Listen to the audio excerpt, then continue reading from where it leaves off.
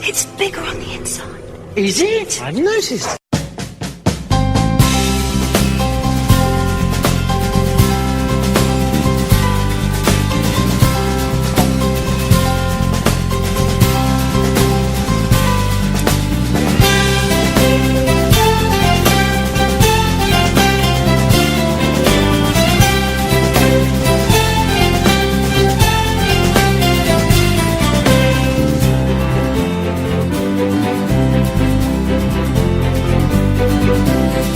I found a stowaway upon my ship on Christmas Day. I was fair, so I gave him a chance. You shouldn't be here, what's your tale? I ought to throw you to the whale. He just smiled and said, come here, let's dance. He said, for I was here, I'll find a way to be with my lover upon Christmas Day. And I'll run and I'll roll, I'll cover the ground. This Christmas I'll see you, I'll be around. Hello everybody, Nickname here and welcome to Bigger on the Inside episode number 2, part 2, or part B. As always, I'm joined with Ringo. Hello everybody. Yes, and for those coming from part 1, apologies for being such a short episode. We did not realise how quickly we'd just burned through those topics. But I know, it was so weird. How would you say it? Would you say part 2 or part B? How would you describe it? it's part 2, no one Part ever says 2. part B, alright? Alright. Alright, good, okay. So we have a lot to talk about in this podcast. Yes, we do. So, Do you want to start? alright, so the first thing we're going to talk about is our new spin-off show that's coming out quite soon. It is called Class. Yes. And when's the release date? Do we have a... I We do, think don't we? they said October is when it's going to come out in England and America. Alright. But then obviously, there's a- being in Australia, we know nothing until like 2 weeks before, until before anything happens. Will it be on Ivy like Doctor Who will? Well, or that you're implying that it's going to be an ABC in the first place. We Oh, don't yeah. know. We don't know if it's going to. please, ABC. You know please. what? It's like Channel 9 will probably get the rights to it, and then we'll have to wait another 4 months. So it's gonna be after the Christmas special before we see Class. Oh man. Alright. People wonder Okay, why the so- pirating is so awful in this country. Let's talk about it because I'm excited. I'm sure you are as well. Of course. So it is set in Coal Hill School, which we all know from just general knowledge. Yeah, well, if you've seen And- The Caretaker and what was the other one? Into the Dalek. What other ones? Majority I of don't know. Series 8, basically. It was set in Yeah. that school. So I actually don't know much about this, so I can't talk about it as much. But Yeah, well, they've been quite tight-lipped about it, but we've only had a couple of little photos that have come up every yeah, now and again. The first one that it was really no surprise. Coal Hill's now becoming an academy, which, Yeah. considering the whole teenage demographic, yeah, I'm not surprised. no, Because Coal Hill School seemed like I don't know. See, I don't get how, because in Australia we have primary school, and then high school, and then university. I don't know how it works in England. I mean, yeah. Looking at some pictures and stuff, it looks like it's gonna. They're calling it the Sci-Fi Buffy. Sorry, no, the British Buffy. the British. The British Buffy, which it's a good thing to call it that, but But you're setting yourself quite high expectations by calling yeah. So what do we know about it? All right, we know that the TARDIS is making an appearance. What is with that? That sounds cool. Yeah, well, the problem was we saw the TARDIS, but we never saw Capaldi himself. So I don't quite know what's happening there. I've heard that he's interested in making an appearance, but there's no confirmation, as usual. Yeah. But yeah, so that's something. It's really hard to talk about because there's just nothing There isn't to go off. a lot to say. I mean, it's a spin-off. The last 2 spin-offs of Doctor Who, I both enjoyed. And So, I haven't I seen mean- one of them, so it's okay. But but the problem with this one is that with the last two, Sarah Jane and Torchwood, they had this, character that you knew from the show, being like the head of, Correct. steering the wheel of a spin-off. But this one, it's not the case. You had that kind of security. Well, I mean, it has a location. That's fine. But and you have the principal. yes, Yeah. but it's the character. Yeah. Yeah, but there's I nothing mean- really. It's like, oh, I loved this character, so I'm gonna see what happens when he's not with the Doctor, or when she's not with the Doctor. It's just, yeah, Yeah. So it's risky, but I hope it pays off. we know a couple things. We know that. Do we know the first episode name? Was that revealed? Yes. So Catherine Kelly, who I mentioned in episode 1, God, that feels so long ago. Episode 1, she uploaded a photo to Instagram, and I'm just quickly trying to get the name up. But what she did, she took a photo of the first script that she got, and it actually also told us what character she is. Give me a sec and I can find that for you. God, I feel so unorganized today. The first episode is named The Prom. Thank you. It will come out October 2016. I can just sense like some really twisted episode there. It's exciting though. It feels a But bit cliche almost. It is calling very the- cliche. It feels like that it's coming off as cliche only to try and pull the rug under you. You know what I mean? It's like, Yeah, hopefully. oh, you think this is a really cliche episode? Nope, gonna go totally different. Yeah, so the creator, the writer Patrick Ness has stated that, quoting him now, "We are not telling the stories of the chosen ones. It's happenstance that puts these people at the center of things. What if your timing is just weird and things happen to you? How do you deal with it? I'm interested in real consequences. The Doctor is always exciting, but he never stays.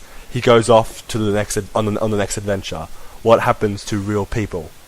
That right there, that interests me a lot. I think this is going to be really exciting, but can't really judge that much because I haven't really seen a lot. Okay, so I found the photo that I was looking for.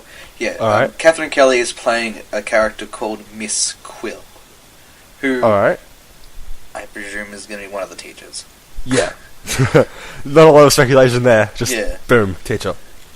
One of the other things that intrigued me was one of the buildings. So when there was a set shot, there was a very faint photo, and it had the words Barbara Wright Building.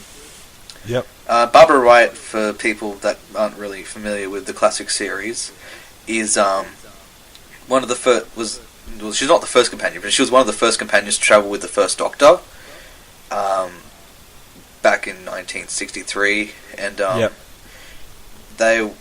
she was with Ian Chesterton, who, as we know from the 50th anniversary, is he the principal? I'm trying to remember what it actually said on the board. I think he said he was the principal of Cold Hill School. Yeah, so I'm just intrigued to see how many other nods that we might get to the classic series, or just in the past in general, because are we going to see a classic villain that we didn't expect to see? I'm sure that they'll do some, nods and stuff because the show won't be. I mean, I'm sure the story's going to be hopefully strong, but they'll probably, knowing just general Doctor Who, they probably will rely on some stuff like that, like nodding to previous things. But you know what? I can't judge or say anything actually. But I'm hoping they do. Because that's why I love the other spin-off so much, because I felt like I'm watching a new show, but it still has that, Doctor Who film. connection. Yeah. So. Yeah, well, if Australia ever decides to air Class, I really will be appreciative of it, because it means we'll finally have a Doctor Who fix before December, which is good. Yes, which is great. Because despite the fact that Christmas being so close, and I love Christmas with all my heart, it's still like 4 months away. Yep. It's like the first 8 months have been horrible. Alright. The other bit of class news, and this was revealed by Patrick Ness himself, that there's going to be an LGBT character as one of the main cast. We don't know who, but he's acknowledged that it's going to be one of the characters. What do you think of that? I personally don't mind it. I mean, Jack Harkness kind of just set that whole I have aspect nothing up. against... I think it just adds to the diversity, adds to the people who get to relate to these people. I think it's nothing wrong with it at all. I'm excited to see it. Well, it is a very diverse cast, so it's like... It is, which is good, because... It's in an academy for starters, so of course you can have diversity of sorts, but it's just... Yeah, it's just so hard to really judge something when you have nothing to work off. Yeah, I know, which is why I think we should steer clear from this, but I'd say that we're both excited because we do not know that much about it, and we will definitely check it out as soon as it hits Australia. True. Well, I suppose this is going to tie into the next thing I want to talk about, which is yes. There's going to be a sneak peek of upcoming stories that are going to be announced at New York Comic Con, which, honest to God, is going to be basically Doctor Who heaven for any person. Like, seriously, just hear me out. So there's going to be Peter Capaldi, Pearl Mackie, Stephen Moffat, Brian Minchin, who is the executive producer, if I'm not mistaken. They're all going to be at one panel. Then you're going to have the entirety of Class with creator Patrick Ness as another separate panel. And then there's going to be a third panel for the people that love the 2013 series, like me, where Jenna Coleman, Matt Smith, and Karen Gillan were going to be in another panel. That is... What? Oh my god, alright. That is awesome. It is awesome. People in New York, you lucky... Oh man. The one problem was that when I first found out that this was all happening, even though I can't go to New York Comic Con, all this is happening Friday and Saturday, which is already sold out. So... Oh. So you had no chance. Although, honest to God, if you were leaving it this late to go to New York Comic Con, then it serves you right for leaving it so late in the first place. Yeah. But yeah, as I said, this ties in because... See, I'm intrigued to know what a sneak peek means. They don't say they're going to give away a trailer. For all they know, they could just have a Q&A and they'll just be talking about little bits of information. It's very... It's hard to talk about something that's not done. But I suppose that if we're going to get any information, it's going to be there, of all places. Yeah. Do you want to just continue with the Series 10 talk while we're already here? Series 10? Yes. I don't know. We covered all of that last episode. We did, but there are two more bits that I want to briefly talk about. So, there was brief speculation that there was going to be filming in Vancouver. Ooh, yes. I did hear that. However, I listened to Radio Free Skaro because, as I mentioned in part 1, that they said that there will not be any filming there in Vancouver, because if there were, they would be totally aware of it. So that's a shame, because I was really excited to see where they would go, considering that's where the 8th Doctor's TV movie was basically filmed, which we'll get to shortly because it's on here. Yeah. Would you have liked to see them do it in Vancouver? Honestly, yes. I can't see myself saying no to that. I would have loved to see them do it in Vancouver. Because Vancouver has this thing with America where I think they get tax-free stuff. That's why shows like Supernatural filmed there, because it's cheaper than it is in America. But England don't have that. So they don't really have that incentive to go to Vancouver to film anything. Alright, yeah. But yeah, I would love to see Vancouver because it's a fantastic place. So I've been told. It's definitely on my places to visit because it's Canada. It's like the happiest place on earth, besides Disneyland. Yeah. They should do an episode of Disneyland. Oh my god. Oh, they should. They should. Like Bill is like, you know, I want asking to the doctor go to go here. I want to go to Disneyland. But they go there when it's like either being built or like is getting destroyed. Not that it will ever happen ever, but still, it's funny to see.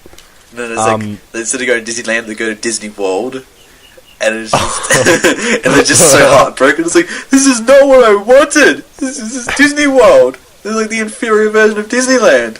Wow, shots fired. Okay, shall we discuss some Series 11 stuff? Oh, hang on. There is one more thing. One more. One more. Yes. One more. One okay. more. And you already bring it away. You should know this. Take it away. So the Doctor Who, well, I found this out on Twitter, but I'm sure Facebook mentioned it as well. That David Suchet, is it Suchet? I don't know. Sushi. He's famous for playing Poirot. Oh yes, this is good. This is important news. He's going to be appearing in Mike Bartlett's episode. I don't know. I don't know if they mentioned which episode that is, but he's going to be playing a character called the Landlord. Excited. Is this a reincarnation of the Dream Lord, possibly? Excited. He is a brilliant actor, and I cannot wait to see what he does with this character in episode. Yeah, when I thought Landlord, I instantly had my mind to the Dream Lord. I'm like, yeah, ooh, I don't know. I think of it like he is the male version of Mrs. Hudson, but like with some. In that photo, he looks so menacing. Yeah, like he could be like a, as you said, reincarnation of, or like a something of the Dream Lord. Valiard confirmed. Alright. Yes, now let's go to Series 11 because... Finally! I mean, you know, it's weird talking about a season that, after the season that's coming out. 2 seasons ahead, yes. Yes, there is some interesting news for this one. Lead the way. Peter Capaldi has been asked to stay on during Chibnall's... I was about to say it again. Chibnall's first year showrunner. This problem from last time? We have never. Okay, so what do we think of this? I hope he does. I reckon he will stay for 1 season and then he'll probably regenerate. Yep. Yeah, that's basically my thoughts. I think he will because he loves the role so much. But do you think it's best for the show if he does? Yeah, transition. I reckon it'd be interesting to see what Chibnall does with the show, with Capaldi, because therefore you have the security of such a well-known and well-respected actor. Yep. Leading the series, and then he'll regenerate, and then Chibnall can do what he likes with the Doctor after that. I have mixed opinions about this. First of all, I love Capaldi's. I love 12th Doctor. I want to see him again in series in series 11.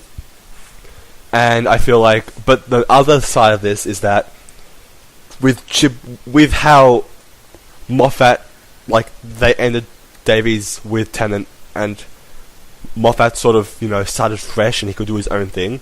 I feel like Chibnall may not get that. I think we spoke about this in the first episode, but yes, Chibnall won't get that. Yeah, Chibnall won't get that sort of maybe chance because Capaldi's Doctor has already been developed per se. So, but I mean, it is Capaldi, so I can't say no to him. But I just feel like for Chibnall, that's not necessarily a good thing because that basically, when Series 5 happened, it was basically starting a show by scratch again because everything was ending. So therefore, it's like, oh, we have to make this show again from scratch. New showrunner, new actor, new Doctor, new companion. It's just, it would not be fair to Chibnall if Moffat gave Chibnall the same treatment that Davies gave to Moffat. Yeah, but I mean, do we underestimate Chibnall? Because Moffat did nothing but because Moffat did nothing but great things with that you know that handing. But yeah, that's true. But that in a lesser writer. Not saying he's a lesser writer, but no, yeah, I understand. Okay, I mean, I want to see more quality, but yeah. I just don't think it would be fair if Chibnall had to start everything from scratch again. I just don't think. That's a fair point. I'll agree with that. Yeah. The other part of Series 11, which I was really kind of surprised that they were going to do this, was Chibnall has been tossing up the idea of a possible writers' room. So yeah. What that means is that in the current formation that Doctor Who bases is on, so you have a showrunner who comes up with all the ideas and then spreads that out to writers to do that. Yeah. But with a writer's room, it's going to be 5 or 6 writers in one room. They come up with the entire story arc, they come up with all the stories, and they all kind of have their own input into the story. I mean, look, there are always good and bad sides to these sort of things. The good side is that with any project, the more people you have, the more, improvement the story gets in terms of, like...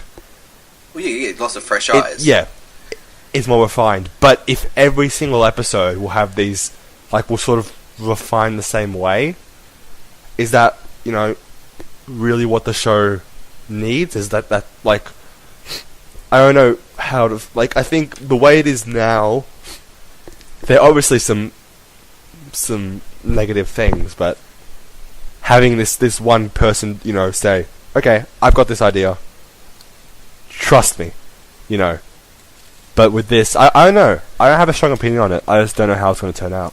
What do you think about it? I have mixed opinions on it as well.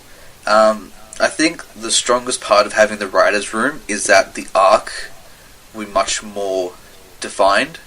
Because therefore definitely. The arc can be spread over a bunch of episodes. It's not going to be like Series 6 where there's random episodes of full an arc story, and then you have something like the Curse of the Black Spot where it's nothing related to it whatsoever. Yep. So I like it from an arc point of view, which is something that has kind of been lacking in the past couple of years. We've already talked about this. Yep. But in a way, I think it's going to be bad story-wise, because you don't want the stories to feel the same. Yeah, that's what I was trying to get at, yeah. I mean, it has its good and bad. Each writer kind of has their flair to it. So, you look at a Gator story, and it's totally different to a Moffat story, which is totally different to an RTD story, which is totally different to a Chibnall story, which is totally different to a Whithouse story. So, but if you have all of them combined together, it's gonna kind of lose that flair, I suppose is the right word to describe it. Yeah, the flair of having something completely original each episode. It's gonna be you sort of have this same... I mean, same is not the right word because it'll be a range of writers, but because it's, it just feels like it won't be as, fresh. Yeah. In terms of... Yeah, I don't know. The other thing I have with it is that it also... It possibly might feel a bit Americanized if you try to take the route. I'm not saying that it will be, but a lot of American shows do the writer's room, hence why they might be testing it out. But if you look at Doctor Who, and if you look at a random procedural drama like, I don't know, NCIS, CSI, a lot of the more well-known TV shows, they tend to have a writer's room, but you kind of always know what you're going to get, which is not good for a show like Doctor Who, where it kind of relies on each episode feeling different, because it's a time traveler going anywhere in space and time. You shouldn't that feeling shouldn't be there. Yeah, I want to be surprised. I don't want to. I want to be they went. When you they compare did this. When you compare it to how it, is expressed in American shows, I'm sort of more I'm sort of more worried about it now because I don't want that. Oh yeah, this is what's going to happen. I can tell it's going to happen because this is what's been happening in the past. I want, as you said, a surprise, which is why I'm a bit worried if Chibnall decides to take this route. Thank you. I've been practicing. All right. You've had a lot of time to work on saying one. Yes, I have. I think that's all with the Series 11 talk. It's just it's not much and not surprising. It's like 3 years away. No, is it 3 years away? Hang on, 2018, 2 years away. Nearly scared myself for a second. Like, oh my god, 3 years of no Doctor Who. Well, apart from one season. I suppose okay. Do you want to go to the miscellaneous talk? All right. What do we? Okay. So firstly, there's a lot. Should we start on a positive note? Yeah, go for it. Doctor Who magazine has reached 500 issues. Yes, I love Doctor Who magazine. It is a great source of information because they have the showrunner. So when it was RTD, so RTD would normally answer questions, and Moffat does that the same now. Then you have a lot of insight to like the classic series. Yep. It's been going for quite some time now. There's a lot of care that I've noticed goes into each issue of Doctor Who magazine. Like issue 500, it was a nice tribute to the original, like when it first came out. So you had Capaldi reenacting the cover of the first issue, and then it had Capaldi answering questions that was asked to Hartnell, and then Hartnell's answers were given side by side with Capaldi's. I mean, that was a really clever idea. And then issue 501 was entirely dedicated to Tom Baker. Like the entire issue. That is an amazing. I think it was like 63 or so pages was just the interview, and it was everything about Tom Baker's era and Day of the Doctor, and it was a really, really amazing insight into Doctor Who, in particular in the 70s, 80s. Yeah. And issue 502, which I have on me, which is so hard because Australia hardly has any Doctor Who magazines, which is a real shame. I mean, you can get it online, but it's not the same as having It's not the same feeling of Yep. And that was more looking into Series 10 and what's in store for that, and they were talking about Bill and all that. So there's a lot of love, and the fact that it's gone for so long is just a true testament to how much love there is for Doctor Who. Yep. And it shows, and I cannot wait to see what the 1000th issue in 20 years. It is going to be phenomenal. That's all I can say for that. Yeah, have you ever read a Doctor Who magazine? I have, actually. I forgot what it was because it was some time ago, but I haven't had that chance to actually physically hold one, and I really want to. Yeah, but no, I haven't. I think I've got 3 issues. So this is how hard it is to find. I had to actually look. The very first Doctor Who magazine I ever got was Clara's, when she was in the Snowman.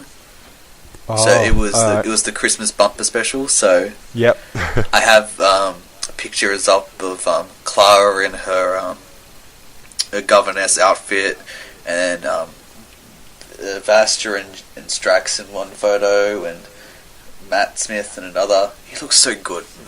He looks so good in the Snowman.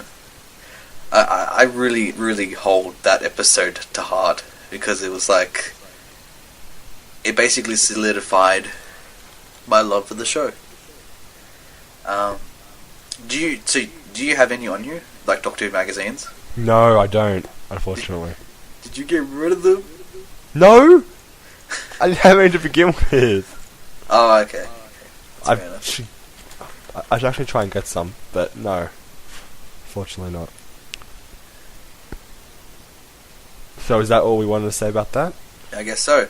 On to the next one. Heaven Sent. The lovely episode that we could not give enough praise for in the last episode is being nominated for a Hugo Award. You're gonna keep clapping there? The day I saw that episode, right? Yes. I had a debate on at 7 p.m. I watched it as soon as I got home, and then I'm like, okay, I've watched it.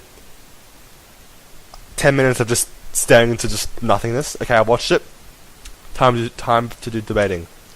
I watched it again, and I watched it again.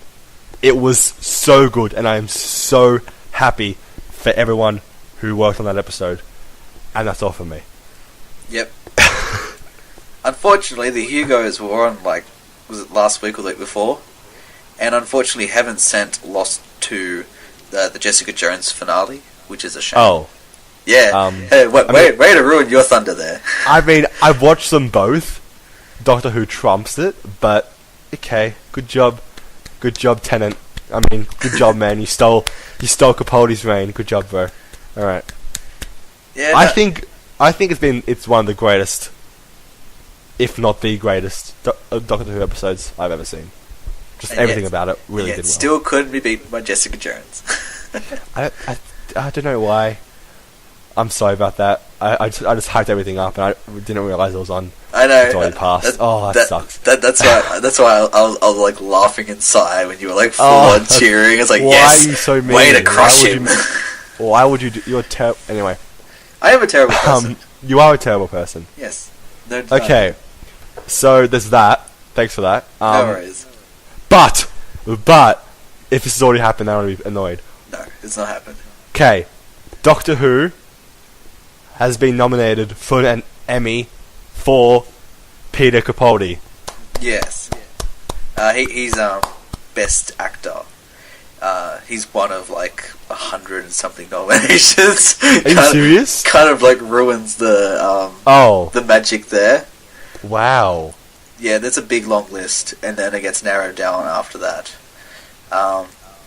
Yeah, unfortunately, Doctor Who itself didn't get nominated for Best Drama, but hopefully, fingers crossed, the Americans decide to appreciate Capaldi like everyone else does, and finally gives him the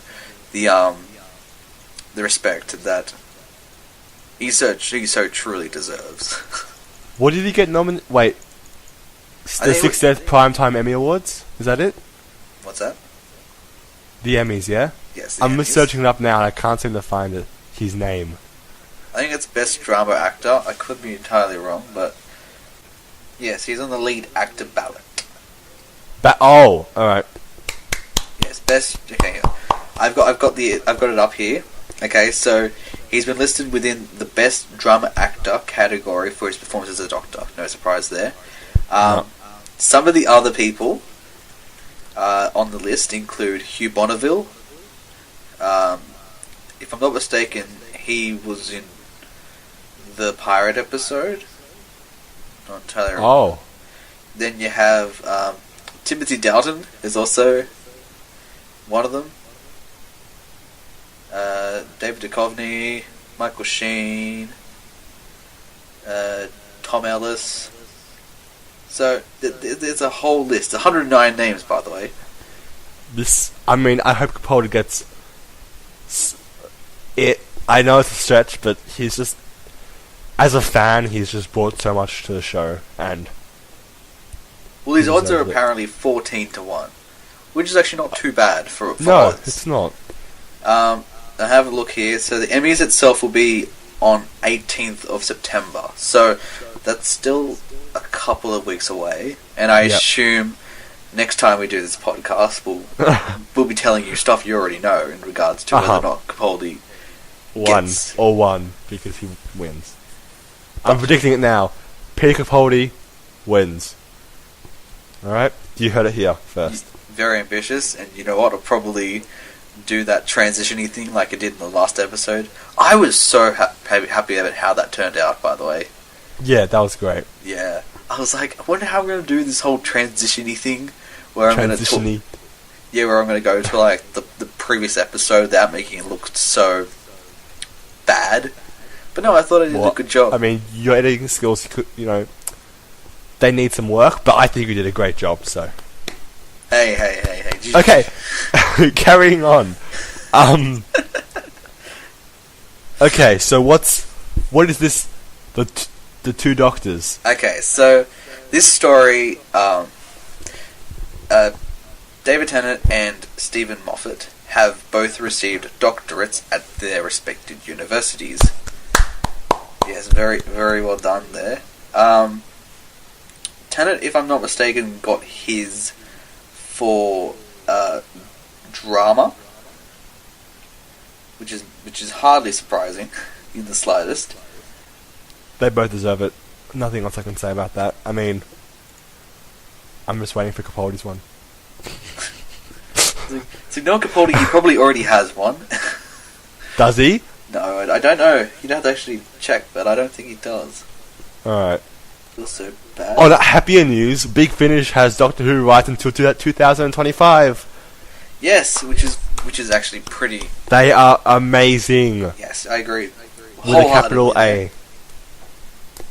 Like, I think it's people like them who really, do justice for the fan base. I can't find the universities, but it's okay. Yeah, I've listened to a fair bit of Big Finish in my past. In your pastime. waiting. I've listened to a couple and I've loved all of them. I just want to listen to more.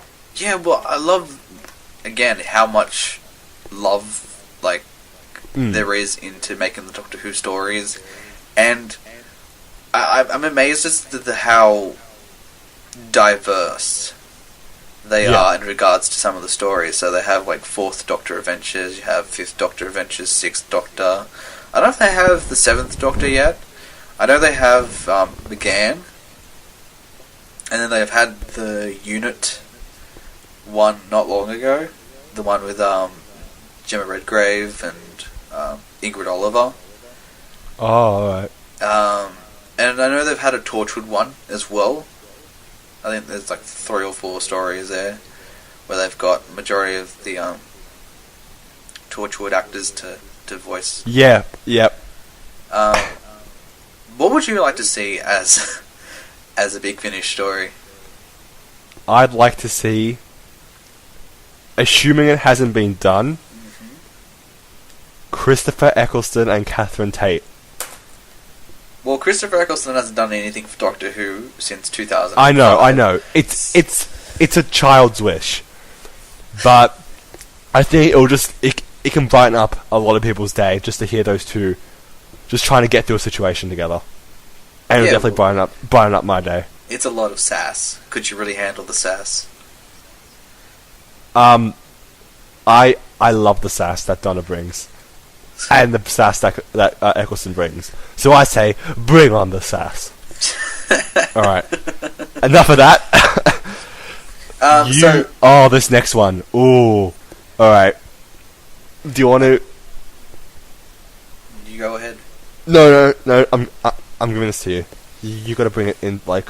Okay, so it has been 20 years since the Doctor Who TV movie, and while that was, which is still better than Love Monsters. Sorry, continue. Would you mind? Yeah, while it wasn't the huge success that they were hoping for, allowing a series to kick off, what did you think? When's the last time you saw the TV movie Starters? I've seen it once only. Do you know much about it? I remember, how he regenerated. Yes. I remember the chick. Was there a chick? Yes, there was a chick. I remember the boy.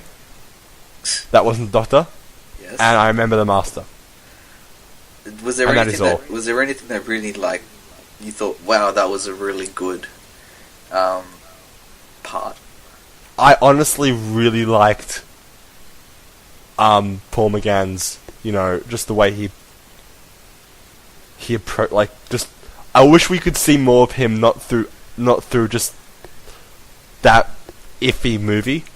Like, I thought he could have really done well with it, but I just thought he was great. Who am I?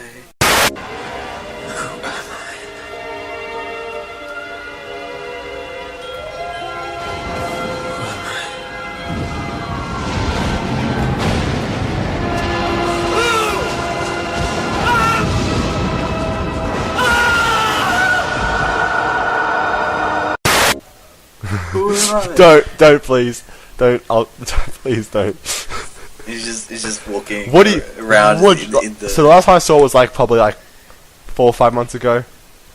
Yeah, which is well, the first time I saw I it. did a bit of call it research. Although Doctor Who never really feels like research, but Nah. yeah, I rewatched the TV movie because I have it on DVD. It's like, thank you, Mum, got that for Christmas. Yeah, so I had a look. There wasn't too many bad parts. I think it was just it just felt a bit, yeah, Americanized is probably the best way to describe it. Yeah. I thought McGann was fantastic as the Doctor. I think he really owned that role. Yeah, the weird thing I had about I don't know about you. I didn't necessarily like how he regenerated. So the whole, for those who haven't seen the TV movie, so the Doctor gets shot. Yeah. Like a second after coming out The of the most- TARDIS. Amazing way to go. Yeah, shot with a gun.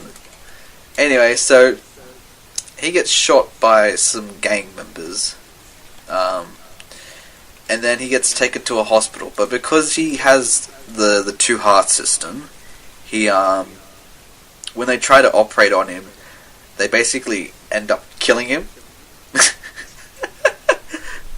And because of the I mean, it's a bit cringe now that you say it like so seriously. You know, about how it went. You know. Anyway, continue. So anyway, but because of the anesthetic, they it caused the Doctor's regeneration to be delayed. So it wasn't until when he was in the morgue that he finally regenerated, and then he just comes out of the morgue with his sheet. He's basically a zombie. Can we just state that he's basically a zombie? Okay. Then you have the Master, who's played by Eric Roberts, and I like the Master. I don't think he's the best Master by any sort of means, but he did a good job. They're better masters, but he did a good job of what he was given. So, the Master was trialed on Skaro for his crimes and was basically executed to death. However, he escaped as a snake, like a ghost snake, and he just possesses this. I think he's an ambulance driver. And then he takes the form of Eric Roberts. I found his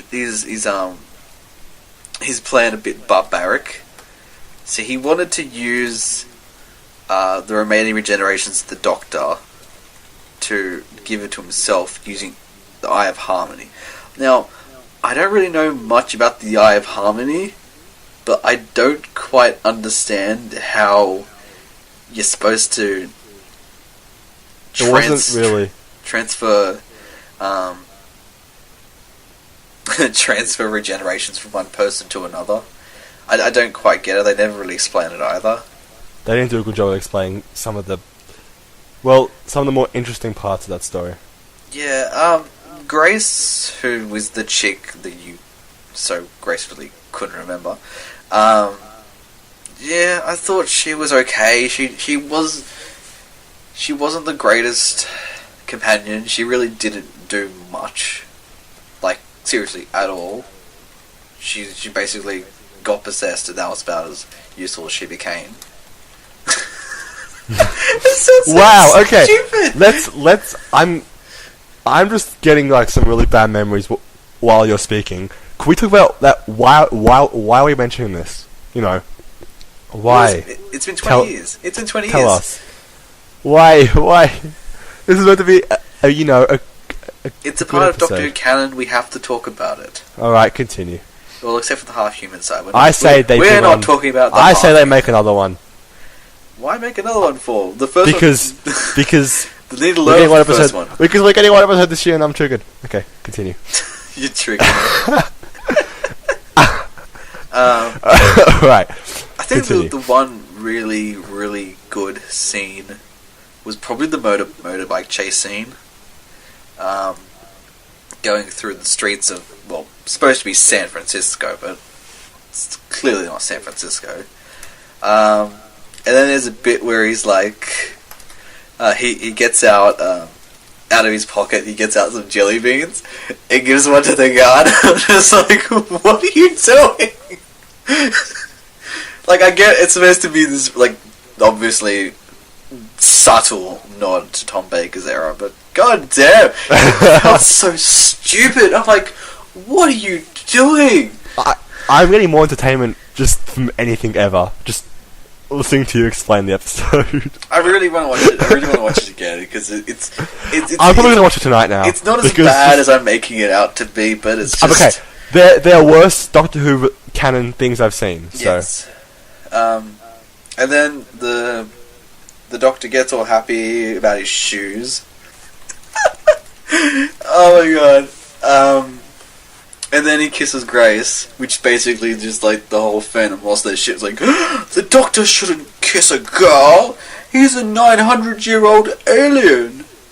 That's me pretending to sound like a conservative white 60-year-old male. Did I do a good job there? Yeah. I gotta watch it again. I don't know why, but I just. And then, yeah, it's like basically it's that whole kissing companions thing's just been carried on. Yeah, I mean, to be honest, it was fun. You know, it was. I didn't expect much out of the TV movie. As I said, and you said, you know, we've seen worse, but overall, I mean, you know, it's dumb, goofy fun. Yeah, it's I'll a admit part of that. the canon, and we've got to respect it.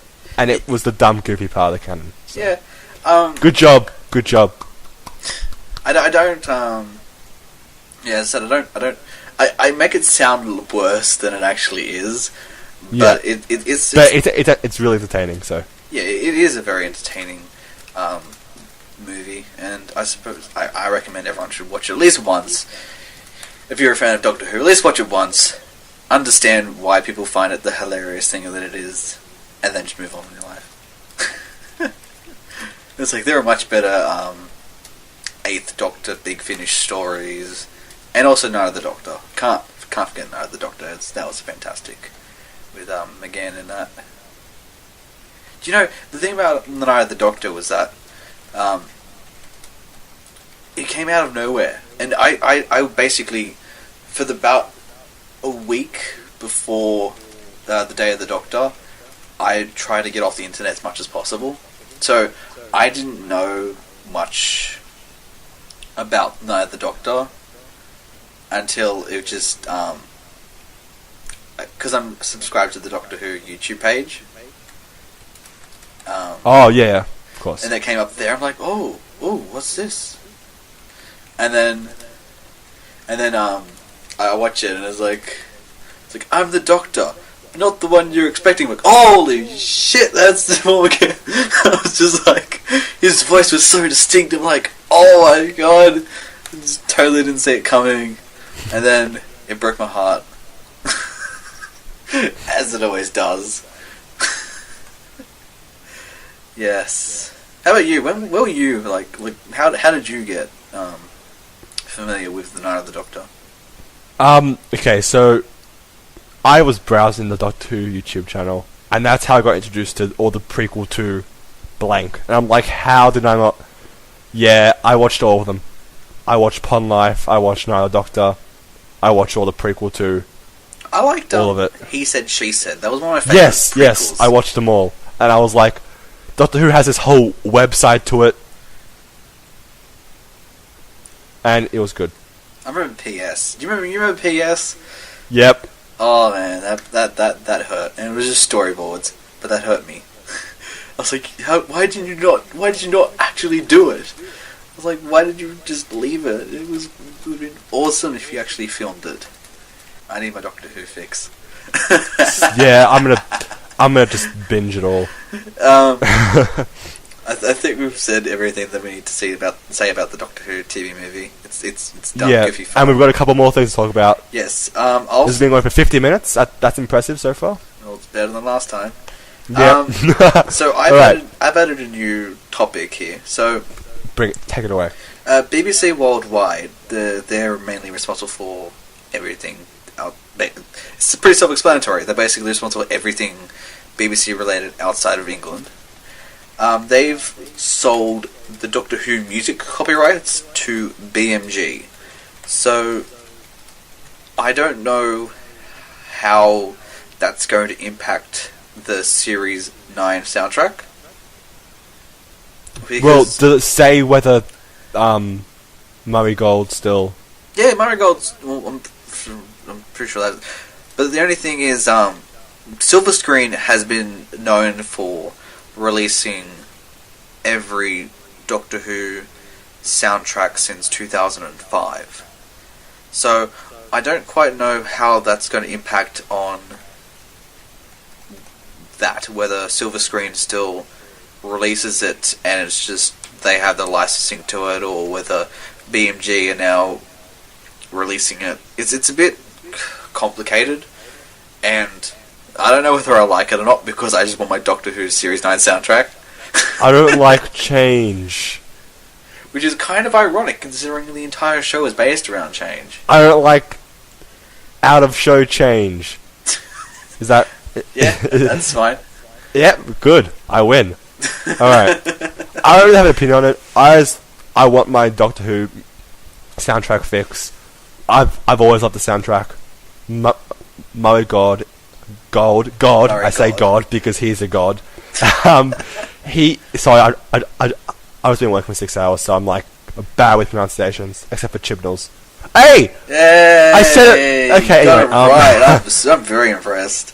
Thank you so much. But yeah, look, as long as this doesn't negatively affect the soundtrack that we've all grown to love, then, you know what, I'm not fussed. And that's just... The closest thing we have to like any information was this bit of quote. That's good. So they have... So say BMG now have the right to exploit... That's never a good sign when you say the word exploit. That's not the best word to use, but continue. the music for commercial use by companies, including advertisers, studios, and ad agencies. Although the BBC will retain a tight rein on ensuring its assets are not exploited negatively. I don't know what to take from that. I really don't know what to take from that. Yeah. I mean, I respect BMG. They sound like they respect it, but you know. Yeah, it's just hard to judge. I keep saying that today, hard to judge, because they haven't really explained how that's going to impact Doctor Who's music distribution from here on out. Mm. And I don't really when they say use by companies including advertisers, studios, and ad agencies, I don't get what that means. What? So they're going to play Doctor Who audio in ads? Like, I don't get that. I don't really get the choice of doing this, but everything has its reasons, you know. Yeah, I don't, maybe is it just BBC Worldwide just kind of like washing their hands? So yeah, trying to get it out there. I don't know why. I don't. It's just. I don't really have an opinion on this, other than it's weird. Yep, exactly that. I just don't hurt the music. Let the music stay the way it is. Beautiful okay. and weird. Okay. So I found the university thing. Yeah, I'm gonna go back to the university. Alright, go for it. Okay, so David Tennant is getting an honorary doctorate for drama from the Royal Conservatoire. I can't say that's true. Conservatoire. Conservatoire of Scotland in Glasgow. Alright. Glasgow. He was there between 1988 and 1991, back when it was known as the Royal Scottish Academy of Music and Drama. Why did they bother to change that? That's perfectly fine to listen to. And Stephen Moffat received a doctorate from the University of the West of Scotland on the same day. Yeah. Wow. There you go. There's your insight for you. Alright, thank you for that. Shall we move on to something? Yes, we shall. Now, you have updated topics, so you're just going to let me know what we're going to do now. What we're going to talk about now. So, Peter Capaldi, Stephen Moffat, when he was talking about diversity in Doctor Who, he mentioned that at one point there was going to be a black Doctor. So, I don't have a really strong opinion on this. I'm just trying to think. It's like, who could possibly play the Doctor that? I'm just trying to think. The only one that really springs to mind is Idris Elba, because everyone knows him from Luthor in particular. Yeah. But I'm just like, would he really suit the role? I mean, I don't know. I mean, knowing Doctor Who, if they were going to bring us a black Doctor, he'd be someone, hopefully he'd be someone that people don't really know that much. Like, I don't know, I don't really have a strong opinion. I'm not racist. I think it'd be great to have one, but I'm trying to think how they'd go about finding one. I don't know. I've got the quote. Got some of the quotes here. Yeah, so go for it. He was saying that he said it would be refreshing if the next Doctor wasn't white. I mean, 2 non-white leads in Doctor Who would be amazing. In fact, yeah, a lot of people would barely notice. Well, that's not quite true. I'm pretty sure people are going to notice. Yeah. I mean, if they care, it's another story, but noticing is gonna happen. Yeah. I still don't think there's ever been a problem with making the Doctor black, which is why it should happen one day. I mean, we've tried. The part has been offered to a black actor, but for various reasons it didn't work out. Alright. That's the quote in question. Okay. Yeah. Look, I don't have any, negativity towards any of this. I think, Well, my question is, does the black Doctor necessarily have to be British? Preferred, but no. Would you be okay with a black American Doctor? He'd have to be really good. Really good. I'm kidding. Look, I'm not fussy. How about a black Australian Doctor? Okay, there's a line that has to be drawn. Come on, I was like, I don't know why, but as soon as I said black Australian Doctor, I thought of Ernie any Dingo. Australian actor. I think if you can keep them away, just nothing against Australians, obviously not, but keep them away. But please. Ernie Dingo, like, could you just imagine how funny that would be if Ernie Dingo? It'd be hilarious, yeah. Well, he's not necessarily black, but he is Aboriginal, and he has the dark skin. But yeah, no, I just had this mental blank of just like Ernie Dingo in the TARDIS. If you guys don't know.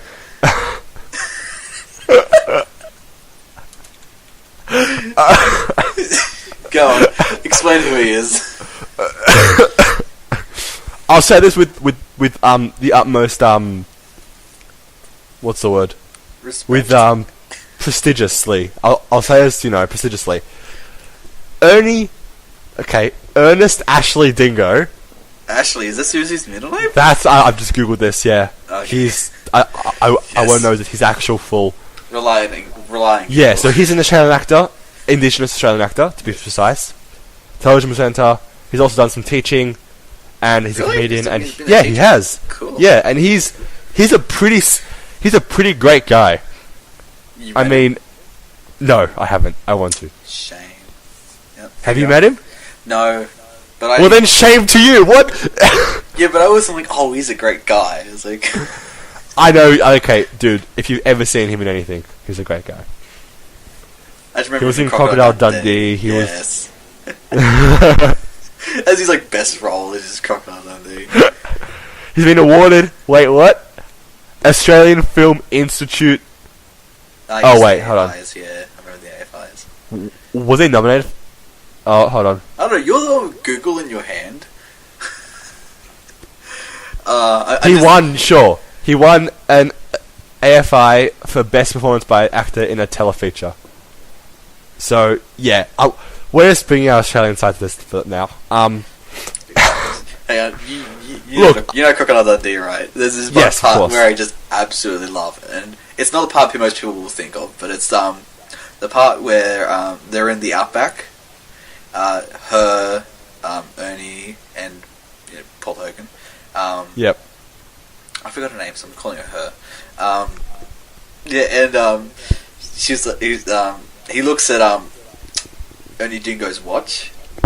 Yeah. And he's looking at the time, and then she comes into frame, and she's like, oh, and he's like, oh, and then they're talking about something, and he's like, looks at the sun, Paul Hogan, and he's like, oh, it's like 3:15. So she comes and has a look at the watch, and she's like, how does he do that? And then Dingo's just like, I don't know. Oh, okay. I'm gonna get a petition up to get Ernie Dingo to play the Doctor. I think. Yeah. Let's make it happen. All right. Next topic is a bit interesting. Yes. Okay. Apparently, Series 7 was a bit miserable for Moffat. Yeah. So this was also a part of Doctor Who magazine, if I'm not mistaken. No, you're not. And it's kind of interesting, but I kind of get where he's coming from. Yeah. I mean, this is the 2-part series for starters. Yep. Where you had the companions leaving in the beginning of Series 7. Matt was leaving at the beginning of Series 7. He'd been at the role for 3 years at this point, Moffat. You got to think, it's like everything's was kind of falling apart for him at that point. He's just like, what do you do from there? So I kind of get where he's getting at, but I think he did a good job with what he was given. Yeah. Considering if he was miserable, then he was, good miserable. He's good at being... I mean, I'm trying to say that, without sounding like a complete... But he... I mean, if Moffat can produce that while being so, if he was as miserable as he said, then... Yeah, this guy's a god. Well, I've got the quote here. Yeah, go for it. So he said, well, there was a long time when I thought I'd only do 3 years. That was the absolute plan. But I didn't enjoy my 3rd year as much. It was a bit miserable. So, yeah, kind of not surprised by that thing. The season was a bit troubled in terms of what everything you just said about it. The workload was just insane. I wasn't coping as well. No one else's fault or mine. The 50th was looming, and I didn't know if we could make it work. It was a tough time. My darkest hour on Who was that. Wow. He said, Matt, who was a friend and ally, was leaving. I couldn't get him to stay. It felt like everything was blowing up around me. I was staggering into the 50th with no doctors contracted to appear in it. Battered with endless hate mail about how I hadn't got William Hartnell back, and Sherlock Series 3 at the same time. I was pretty miserable by the end of it, and I couldn't bear to let that be the end. I feel that burden. I completely forgot about Sherlock and 50th there. I'm just trying to this is the part that I love the most, is the part where he's like, he was getting hate mail for not getting William Hartnell back. I thought you misquoted that, but no, alright. No. There are people out there, okay, William Hartnell has been dead for about 30 years now, okay? God, you can sound a bit sad about it. But you know what? If Jesus can come back from the dead, so can William Hartnell, okay? So, why don't we all make a Twitter hashtag Hartnell 2023, Oh no! Oh no! He loves it because he finally gets the setup now. Okay, so basically, about a week ago, before this was filmed, good old nickname here goes to me. I can't wait to film. So he said I made a hashtag or something about a hashtag, right? Yes. And he goes, Hartnell 2023, and I'm like, what is this? And then he's like, oh, you're gonna find out when we record the podcast. Yes. But we didn't get up to that in the first part. That's right. So he's like, you're gonna. Oh, okay, you're gonna have to wait till next episode to record this. I had completely forgot about it. For the past hour, and then as soon as I heard it, I was like, "Oh my god!" You got me the pain. How did this enter your mind? What were you like reading the quote and then thinking, just like, Yeah, no, because I just realised that people are idiots sometimes and don't realise that you just can't bring back people. So it's just like, well, you know what? If it gets trending enough, maybe Jesus will be like, you know what? The 60th anniversary is coming around. Hey, we'll just resurrect Heart for 3 days. So they can do some filming and make all the fans happy. And I realised like how stupid the mentality was, but I'm just like, you know what? I'm just gonna go through with it and just see how it goes. all right, hashtag Hartnell 2023. Yes, guys, keep it trending. Want to see that #1 on Twitter. We are dreamers. It's all like, right. Jesus is counting on you. Okay. Okay, this one's exciting. This next topic's exciting. Yes, go for it. We are nearing the end of this beautiful part 2, but this is exciting. Doctor Who has a possible 3D film attraction. Yeah, so this was, if I'm not mistaken, The Guardian who first looked at this. Okay, so The Guardian mentions that one of the BBC franchises to get a theme park attraction for parks abroad will be Doctor Who. The thing is that they say it's going to be a 3D film experience, so for us in Australia, it's kind of like Movie World's Shrek 4D. I don't know if this is still Shrek 4D. I went there January this year. Yeah. I don't remember there being one. I saw a Looney Tunes. I think it was. It's for. Would you call it 4D? I mean, they moved our seats and threw water at us. So it was a Roadrunner thing, but that's probably it then, because I know that it originally used to be. I would have wanted to see Shrek. Damn it! It used to be okay. So originally that was Journey to the Center of the Earth was the first 4D experience. I remember that because it was the first time I was there. And it was so bad, like, the dinosaurs. It's Journey to the Center. Like, Brendan Fraser just, like, on the screen. Like, just.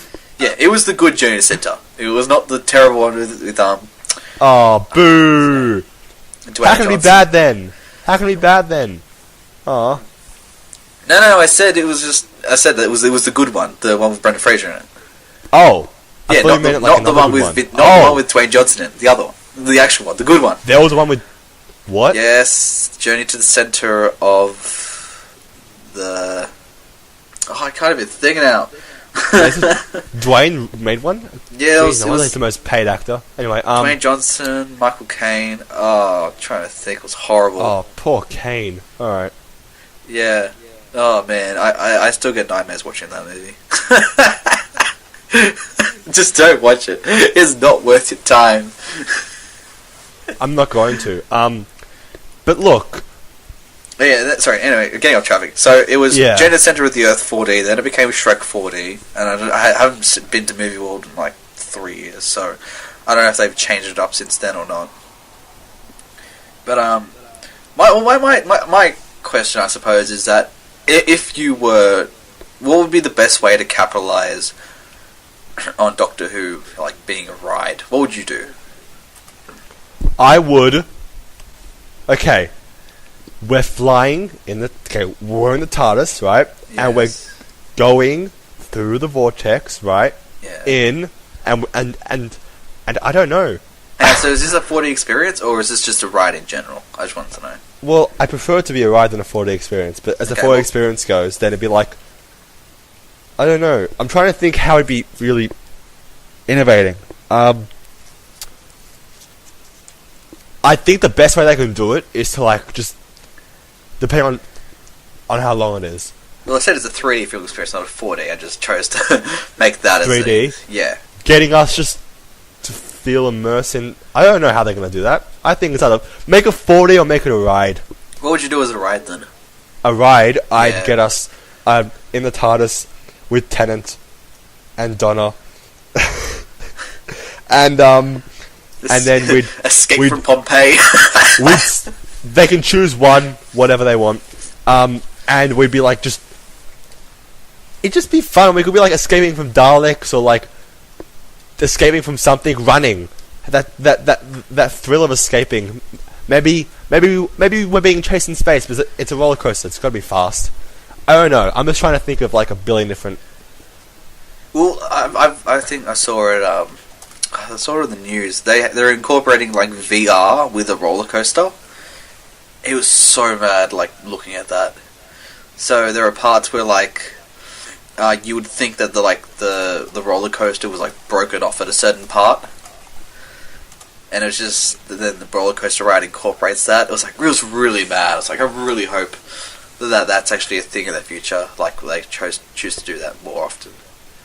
Let's just make like a Doctor Who just like park. We can get some like cosplayers there. We can get some rides, 4D and 3D film experiences. We get a Weeping Angel ghost train. I've done it. Awesome. BBC hire me. BBC hire me. That makes sense. Look what I've done. The Weeping Angel. And then the Weeping Angel haunted house thing I was talking about in the last episode. That kind of makes sense. Shh. BBC hire me. And then. Yes, because they're going to listen to such obscure podcasts. There'd be a room of mirrors with silence in there. What would be the point? You'd have no texters. Exactly. Yeah. That's such a the best part is that every shirt you buy, every keychain, every piece of soft toy you buy, on the back of it, #Hartnell 2023. Oh. I did not know where you're going with that. Gotta keep it trending, with your Doctor Who theme park. I was like, I don't know why, but I had this really sadistic idea of like, at the end of every day, one person gets killed off by a Dalek. Oh god. Oh god. And then I thought to myself, how awesome would it be if there was a version of Survivor where there was a Dalek let loose on an island, and there's like 24 of you like normal, but the aim is to survive the island, like for real. You have a Dalek. It's just... Oh, that would be such awesome television. Yep. It'd be sadistic, but at least there was like stakes involved. Yeah. Oh man. Some of the stuff I think of in my head, I'm just like, Nick, what are you doing? It's like, why aren't you writing like ghost stories or something like that? You know what? We can have some fun, okay? It's like, that's what Jurassic World missed. Daleks.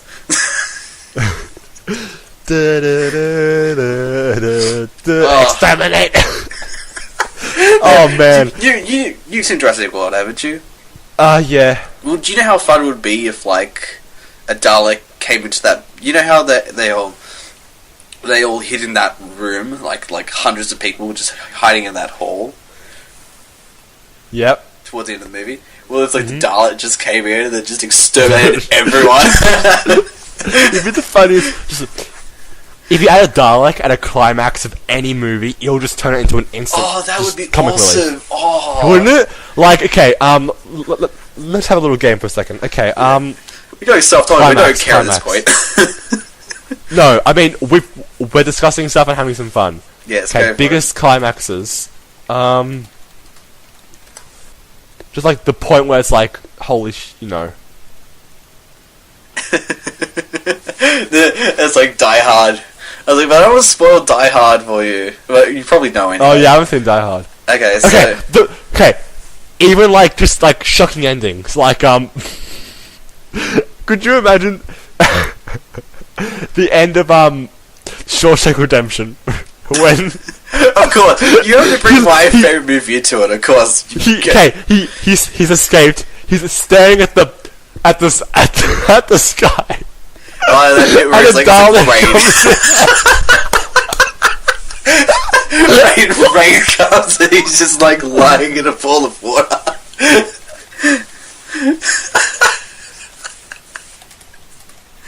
Oh my god, okay. Oh, okay, no. I'm not done.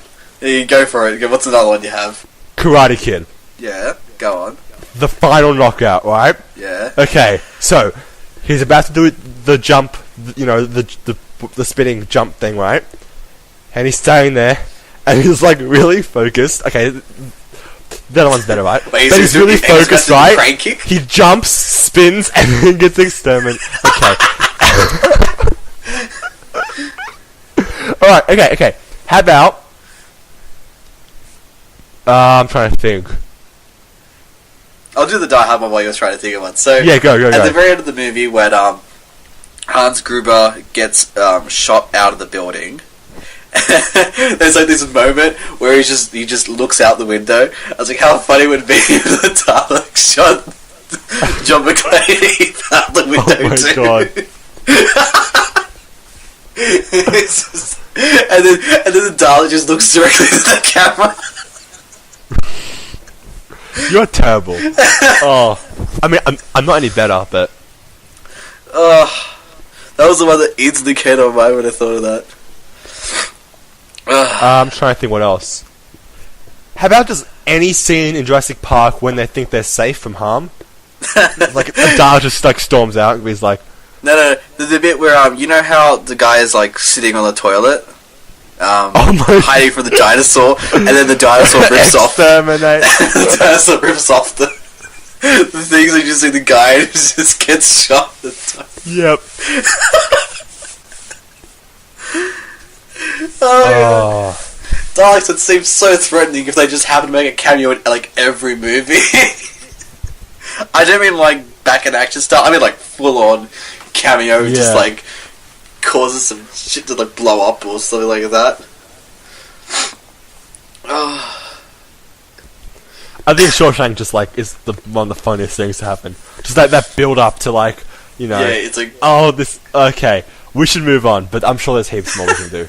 Okay, so Luke, I am your exterminate. Okay, no, that sounded better in my head. No, it's like Darth Vader and a Dalek having a conversation.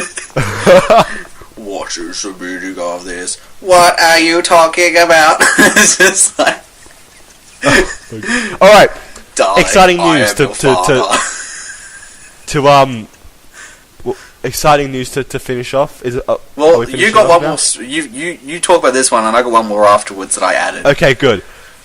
The lovable omnisexual, is he? Well, actually, no. You talking about the guy or the technically? Sorry. The lovable homosexual. There you go. Okay, but come on, you know what it's about. I know. John Barrowman has returned to Cardiff for quote secret reasons. All right. Yep. I mean, we know he's doing Torchwood comics. Is that it? Is that? I think I heard something like that. Is it Torchwood comics? I didn't know they were doing a comic series. I think. That'd be pretty awesome, though. I love comics. I just muted. Yeah, I think he said something about a Torchwood comic a while back. Being recently, but yeah, I actually watched a video on Facebook when he was traveling with his sister they were on a tour, right? And they were in Cardiff, and then he's like, something about, we're here, but I can't tell you why. Shh. And I'm just like, what are you planning, you little shit? And I'm really curious, because we both know that he's wanted to return. I think, has he stated that? I swear he has. Oh, I'm sure he has. It's not, if it was his choice, he'd be in an episode because come on, it's Harkness. He has a full scale Dalek in his living room. Like, bring him back, please. But okay, so yeah. What? Why do you think he is in there? Why do you think he's at Cardiff for? Not Doctor Who. I mean, I think they've been. I don't know, something to do with Torchwood, maybe. I've heard so much stuff about bring back Torchwood. They brought it back in comic book form, but maybe Moffat's planning something. I don't know. I don't have actually like a definite. This is what I think because all my fanboy just feelings are just skewing my ideas. Well, what do you think? Well, okay. A lot of people at first thought it was going to be the Christmas special. Yep. Which kind of also makes sense of the whole one-off companion type thing. It'd be great because we're getting one episode this year. It might as well be. But I don't think it will be. No. So logically, Class seems like the next logical step. However, I don't understand why he would be in Class.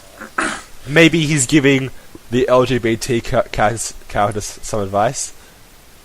Possibly, but it's the first thing that just came to my mind. But you got to think about it. So the last time we saw Captain Jack, he was in that space bar. Remember, about to shag the midshipman frame. Remember? Yeah. But he only remembers him from Tennant's face. Why would he bother go looking for the Doctor if he doesn't recognise? Well, I suppose it wouldn't matter because all he'd have to do was sorry. All you have to do is go to the rift to see if the TARDIS makes an appearance again, which it could be. I mean, it could happen, but I don't know. Apart from that, it just feels like there's no real purpose him being in Class. So my third and probably wild theory is that I like wild theories. They're making a one-off Torchwood special. Ooh. You know, I thought about it because I'm looking at the article here where Eve Miles. See, the problem with Eve Miles is that she said she was done with Gwen Cooper 1 month ago or so, but she said recently that she would love to bring back Torchwood to TV. Alright. So I'm thinking, well, that's weird. Jack's perfectly fine with doing anything Torchwood related. Eve is totally on board with Torchwood coming back on TV. Everyone else is dead. Spoilers. Everyone's dead. Spoilers. It's not as bright as Sarah Jane. That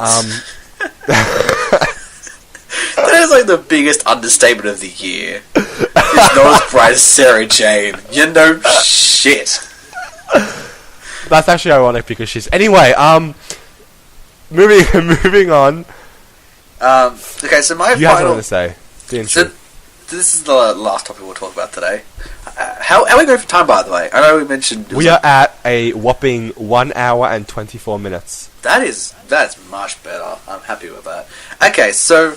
And this might cause a bit of topic.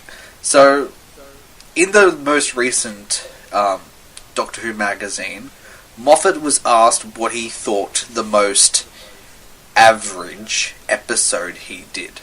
By average, I mean, like, it wasn't good, but it wasn't bad either. Yeah. And he said The Bells of St. John as his most mediocre episode. And, I don't know, I kind of feel like that kind of says something. Because I thoroughly enjoyed The Bells of St. John. So did I. I thought it was definitely one of the stronger episodes of Series 7. Which is the truth. I'm just trying to figure out. I'm just analysing the episode in my head now, trying to figure out why he wouldn't be happy with it. Well, I'll read the quote out. Did he say? I'll read out the quote. Okay, so, well, I have to choose one that I wrote, otherwise I'm going to upset somebody. Don't you just love him? God. Oh my. I went back and watched it again, and I thought, no, actually, it is quite good, but it is resolutely sort of middle, I think, and that's The Bells of St. John. It's got a fairly inventive monster, which I kind of have to agree with him there. I love the Spoonheads. I thought they were a really clever idea. Yeah. It's got some great action scenes. I feel like he's giving a bit of bit modest there. Like, I really love that bit where he's, like, up the shard. It's like... Dude, yeah, that was amazing! That was awesome! That was awesome. It was like...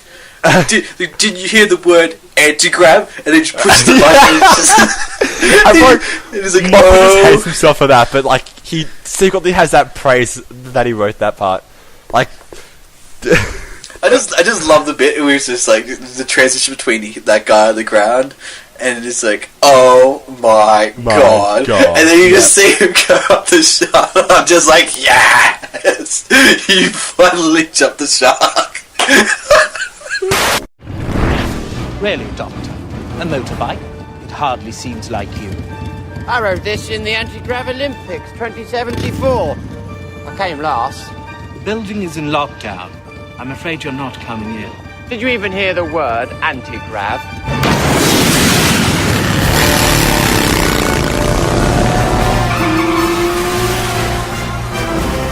Seriously, he can do that. He can really actually do that. Oh, dear Lord.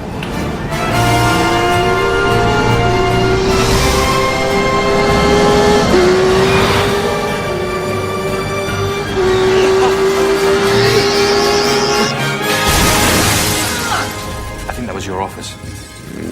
Excuse me. I believe there's someone to see me. You will. No, but it was. I'll keep going with the thing. Yeah.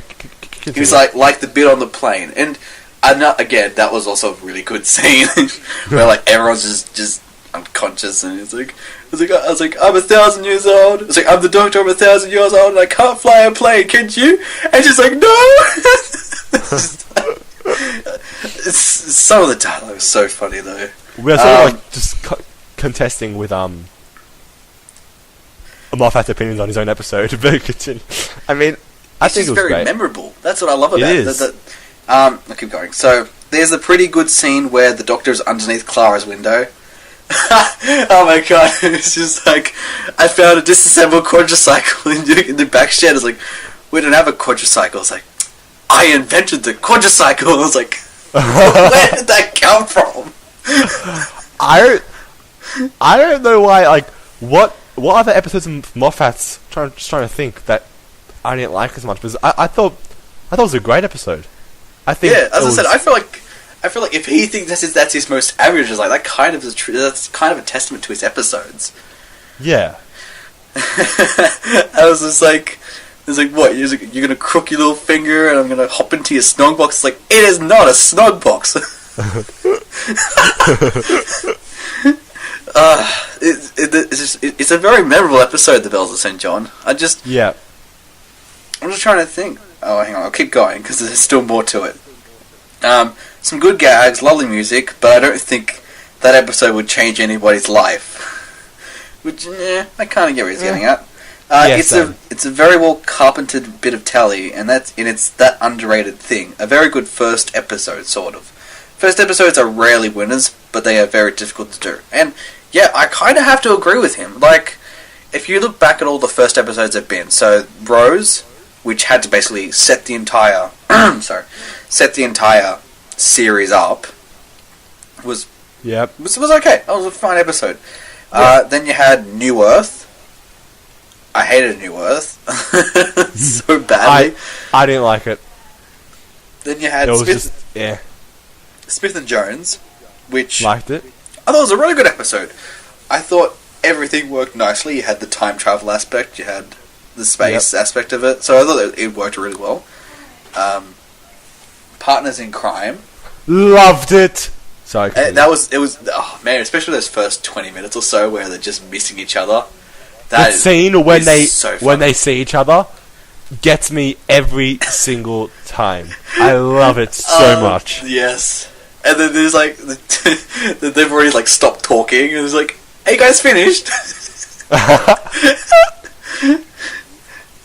And it's like, yeah, that episode's quite memorable. Then you have the 11th Hour, which brilliant.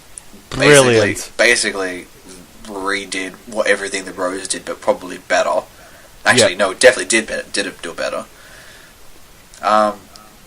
Then you have the Impossible Astronaut again. Oh my god, what an episode So that good. was! That is like the definition of epic. That episode, that two-parter in particular, is just epic. Then you making an intro two-parter. I was a bit sus about that, but they did so well. Holy shit! Wow. Well, technically, Moffat's 2 from 2 with the two-parter intros. Yes, he is. Then there was the Asylum of the Daleks. Damn, how did I almost forget that episode? That was my very first episode, as I've mentioned, I think twice so far. Oh, yeah, you have to. Yeah, you did say that. So I think they did a really good job. I mean, it's not fantastic, but I thought the Daleks were quite menacing. Well, they probably have been. Okay, what I mean by that is... Well, I mean, let's just say... More menacing than they have been since Series 5. You know, yeah, keep going. If you forgot about it, then it's obviously not, the most... You know what I'm trying to get at. If you didn't remember it... I mean, there are definitely some great moments in there, but it's just... Yeah. It's also a lot of filler as well.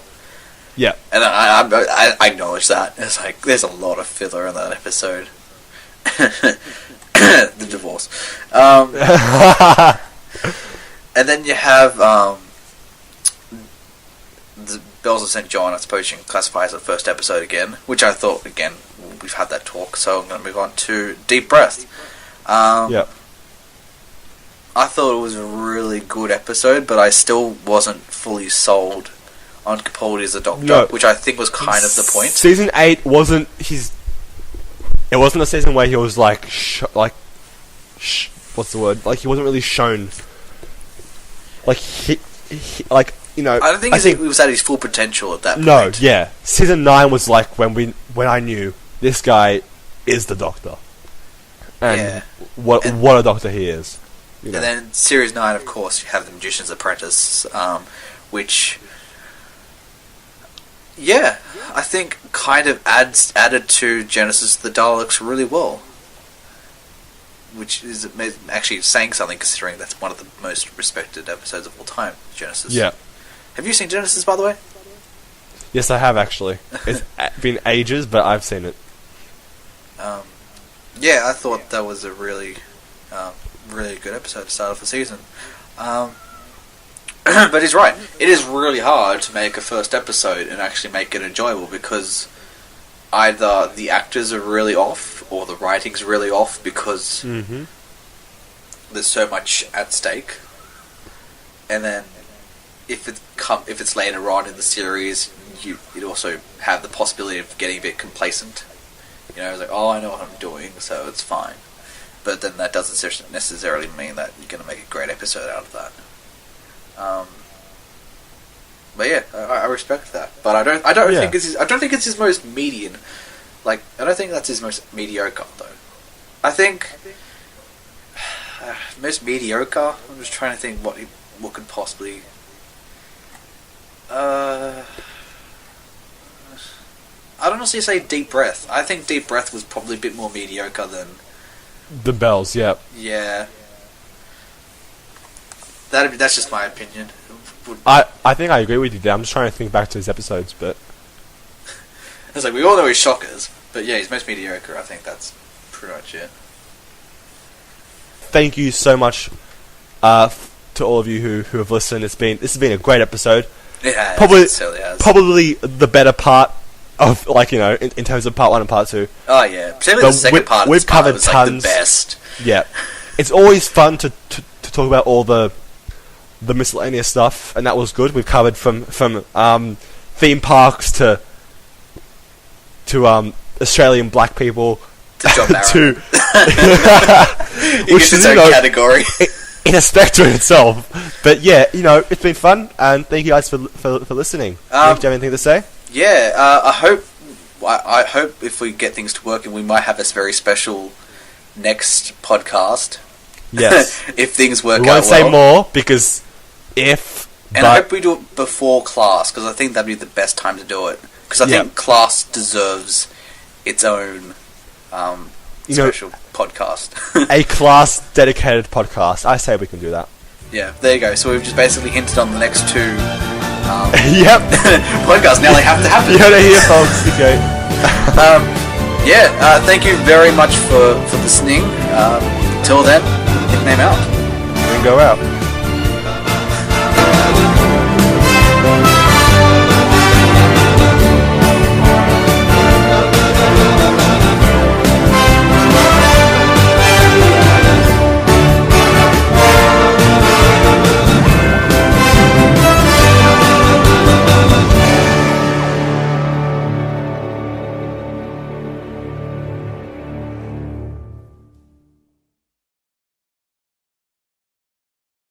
Have we discussed everything? Is this it?